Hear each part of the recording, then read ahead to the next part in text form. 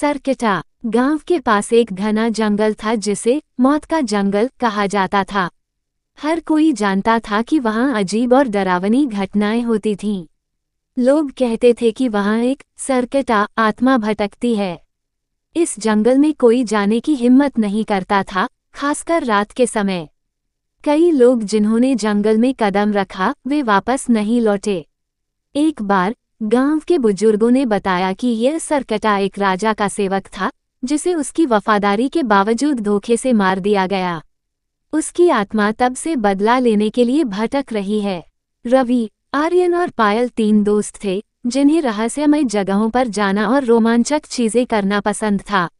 एक दिन जब गांव के बुजुर्ग सरकटा की कहानी सुना रहे थे, आर्यन ने मजाक में कहा, यही तो रोमांच चाहिए, हमें उस जंगल में जाना चाहिए। पायल डर गई लेकिन रवि ने उसे कहा, हम बस एक बार देखकर वापस आ जाएंगे, डरने की कोई बात नहीं। रात के 11 बजे तीनों ने जंगल की ओर रुख किया। पायल बार बार मना कर रही थी लेकिन वह भी उनके साथ चल पड़ी। जंगल में कदम रखते ही उन्हें अजीब आवाजें सुनाई देने लगीं। हवा में ठंडक थी और हर ओर घना अंधेरा फैला हुआ था। अचानक उन्हें एक पेड़ के पीछे कुछ चमकती हुई लाल आंखें दिखीं। आर्यन ने मजाक में कहा, कोई जानवर होगा, डरने की जरूरत नहीं। लेकिन पायल ने कहा, नहीं, ये कुछ और है, हमें वापस जाना चाहिए। रवि ने एक कटी हुई रस्सी और टूटी हुई टोकरी देखी। उन्होंने अंदाजा लगाया कि शायद ये किसी पुरानी पूजा का स्थान था। थोड़ी दूर चलने पर उन्होंने एक पुरानी झोपड़ी देखी। झोपड़ी टूटी फूटी थी और चारों तरफ जंगली घास उगी हुई थी। आर्यन ने कहा, चलो इसे अंदर से देखते हैं, शायद हमें कुछ मिल जाए। झोपड़ी में घुसते ही उन्हें दीवार पर बने अजीब चिन्ह दिखे। उन पर खून से लिखा था, जो मुझे जगाएगा उसे मरना होगा। तीनों ने एक दूसरे की ओर देखा। उनकी सांसें तेज हो रही थीं। अचानक झोपड़ी में ठंडी हवा चलने लगी और चारों तरफ अजीब सी फुसफुसाहट सुनाई देने लगी। पायल ने चिल्लाकर कहा, ये जगह अच्छी नहीं है, हमें यहाँ से तुरंत निकलना चाहिए। बाहर निकलते ही उन्हें एक पुराने कुएं के पास एक लाल कपड़ा और कुछ जले हुए दिए पड़े मिले।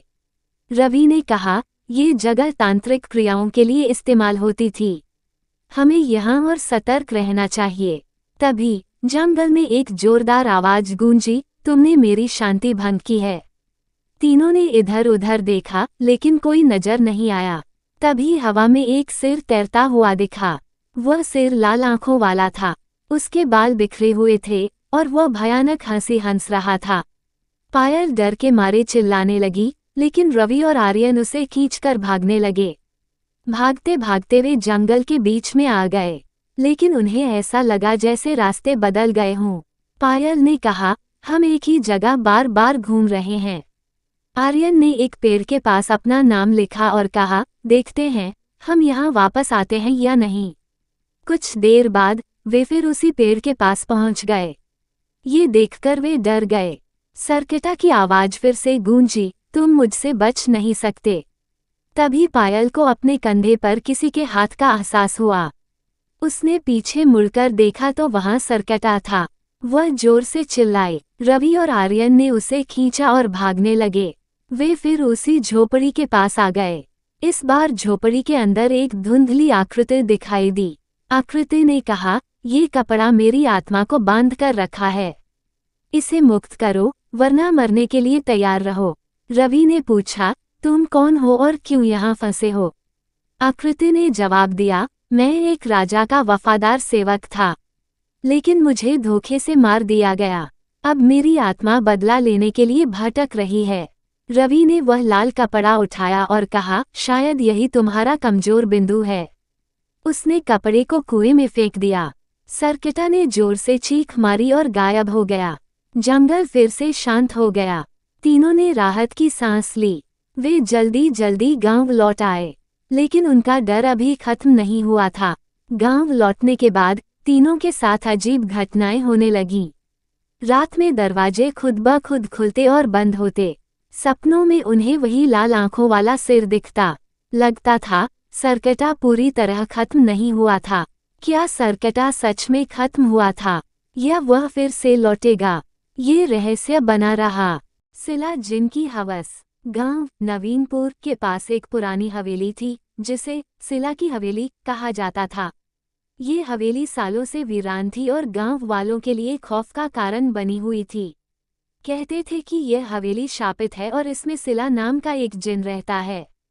गांव के बुजुर्गों का कहना था कि सिला हवेली कभी एक निर्दयी जमींदार की थी। उसकी हवस और लालच ने कई मासूम लड़कियों की जान ली थी। एक दिन मरने से पहले एक औरत ने उसे श्राप दिया था कि उसकी हवेली कभी शांत नहीं रह पाएगी। गांव वालों का दावा था कि रात के समय हवेली से अजीब आवाजें आती हैं, कभी किसी के रोने की तो कभी जोर से हंसने की। कुछ ने तो वहां सफेद साया देखने की बात भी कही थी। अर्जुन, गांव का एक नौजवान, इन कहानियों पर यकीन नहीं करता था। उसे लगता था कि ये सब अंधविश्वास है। एक दिन उसके दोस्तों ने उसे चैलेंज दिया कि अगर वह इतना बहादुर है तो वह सिला की हवेली में रात बिताकर दिखाए। अर्जुन ने चुनौती स्वीकार कर ली। उसने कहा, मैं दिखा दूंगा कि यह सब झूठ है। अगली रात अर्जुन अकेले लालटेन लेकर हवेली की ओर चल पड़ा। हवेली के पास पहुंचते ही अर्जुन को ठंडी हवा का झोंका महसूस हुआ। हवेली के टूटे दरवाजे और उखड़ी हुई दीवारें इसे और डरावना बना रही थीं। अर्जुन ने दरवाजा खोला और अंदर कदम रखा। अंदर अंधेरा और सड़ांध थी। फर्श पर टूटे फूटे बर्तन पड़े थे और दीवारों पर खून जैसे धब्बे थे। अर्जुन ने जैसे ही पहला कदम आगे बढ़ाया, उसे ऊपर की मंजिल से किसी के चलने की आवाज सुनाई दी। उसने डरते हुए लालटेन की रोशनी उस ओर डाली, लेकिन वहां कोई नहीं था। अचानक पास के एक कमरे से एक लड़की की हंसी सुनाई दी। अर्जुन ने हिम्मत जुटाई और उस कमरे की ओर बढ़ा। कमरे के अंदर एक खूबसूरत लड़की बैठी थी। वह मुस्कुरा रही थी। उसने अर्जुन से कहा, तुम यहाँ क्यों आए हो? ये जगह तुम्हारे लिए नहीं है। अर्जुन लड़की के करीब गया, लेकिन अचानक लड़की का चेहरा बदलने लगा। उसकी आंखें लाल हो गईं, उसके हाथ पंजों में बदल गए और वह एक लंबा, भयानक जिन बन गई। जिन ने गुस्से से कहा, तुमने मेरी हवेली में घुसने की हिम्मत कैसे की? अब तुम्हें इसकी सजा भुगतनी होगी। अर्जुन ने डर के मारे जिन से दया की भीख मांगी। उसने कहा, मैं गलती से यहाँ आ गया हूँ, मुझे छोड़ दो। जिन ने कहा, अगर अपनी जान बचानी है तो मेरी हवेली के लिए नए शिकार लेकर आओ। मुझे उनकी आत्माएं चाहिए। अर्जुन किसी तरह हवेली से बचकर गांव लौट आया, लेकिन वह अंदर से टूट चुका था। उसकी आंखों में डर साफ झलक रहा था। गांव वालों ने अर्जुन के व्यवहार में बदलाव देखा। वह अकेला रहने लगा और रातों को गायब हो जाता। गांव में अचानक से अजीब घटनाएं होने लगीं। लोग गायब होने लगे और हवेली के पास सफेद साया देखने की बातें होने लगीं। गांव वाले अब हवेली के पास जाने से भी डरने लगे। उन्होंने महसूस किया कि कुछ तो बहुत गलत हो रहा है। गांव के बुजुर्गों ने यह मामला गांव के पुजारी को बताया। पुजारी ने महसूस किया कि यह किसी शैतानी ताकत का काम है। पुजारी ने अर्जुन को बुलाया और उस पर मंत्रोच्चारण किया। अर्जुन ने रोते हुए सारी सच्चाई बता दी। पुजारी ने बताया कि सिला जिन हवेली में शापित है। वह अपनी हवस और लालच के कारण अब आत्माओं का भूखा बन चुका है। पुजारी ने गांव वालों को बताया कि सिला जिन को हराने के लिए यज्ञ करना होगा। ये यज्ञ आसान नहीं होगा क्योंकि इसे उसी हवेली में करना होगा जहां जिन की ताकत सबसे ज्यादा है। गांव वाले डरे हुए थे। कोई भी हवेली के पास जाने को तैयार नहीं था, लेकिन पुजारी ने समझाया, अगर हम इसे नहीं करेंगे तो जिन पूरे गांव को खत्म कर देगा। अर्जुन ने खुद को दोषी मानते हुए कहा, मैंने जिन की बात मानकर गांव वालों को फंसाया। अब मुझे इस गलती का प्रायश्चित करना होगा। मैं यज्ञ में आपकी मदद करूंगा। पुजारी और गांव वालों ने यज्ञ की सामग्री तैयार की। उन्होंने पवित्र जल, मंत्रोच्चारण के लिए ग्रंथ और सुरक्षा के लिए औषधियां साथ लीं। रात के समय सभी लोग हवेली पहुंचे। हवेली पहले से भी ज्यादा डरावनी लग रही थी। चारों ओर ठंडी हवाएं चल रही थीं और अजीब आवाजें सुनाई दे रही थीं। पुजारी ने मंत्र पढ़ना शुरू किया। जैसे ही अग्नि प्रज्वलित हुई, हवेली की दीवारें कांपने लगीं। अचानक हवेली के बीचों बीच धुआं उठा और सिला जिन प्रकट हुआ। उसने गुस्से से चिल्लाते हुए कहा, तुम सब मेरी हवेली में क्यों आए हो? तुम्हें इसका खामियाजा भुगतना पड़ेगा। जिन ने हवेली की चीजों को हवा में उछालना शुरू कर दिया। फर्श टूटने लगा और गांव वाले डर के मारे भागने लगे, लेकिन पुजारी ने उन्हें रोका। पुजारी ने तेज आवाज में मंत्र पढ़े। मंत्रों की शक्ति से जिन कमजोर होने लगा। वह चिल्लाने लगा, तुम मुझे नहीं हरा सकते। मैं सिला हूँ और यह मेरी हवेली है। अर्जुन ने हिम्मत दिखाते हुए पवित्र जल से भरा पात्र उठाया और जिन पर फेंका। जिन चीखते हुए पीछे हट गया। जिन ने यज्ञ की अग्नि बुझाने की कोशिश की। हवेली के अंदर तेज आंधी चलने लगी, लेकिन पुजारी ने अपनी साधना जारी रखी।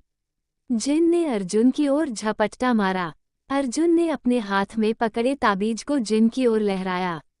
ताबीज की रोशनी से जिन और कमजोर हो गया। यज्ञ की अग्नि अचानक तेज हो गई और हवेली के हर कोने में आग फैलने लगी। जिन की चीखें पूरी हवेली में गूंजने लगीं। पुजारी के मंत्रों और अग्नि की शक्ति से जिन जलकर खाक हो गया। उसकी आखिरी चीख ने पूरे गांव को हिला दिया। जिन के अंत के साथ ही हवेली भी ढहने लगी। गांव वाले वहां से भागकर बाहर निकले। कुछ ही देर में पूरी हवेली राख में बदल गई।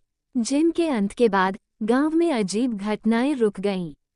लापता लोग कभी वापस नहीं लौटे, लेकिन गांव वालों को राहत मिली कि अब कोई और जिन का शिकार नहीं बनेगा। अर्जुन ने पुजारी से कहा, मैंने अपनी मूर्खता से सबको खतरे में डाला। अब मैं अपनी बाकी जिंदगी गांव वालों की सेवा में लगाऊंगा।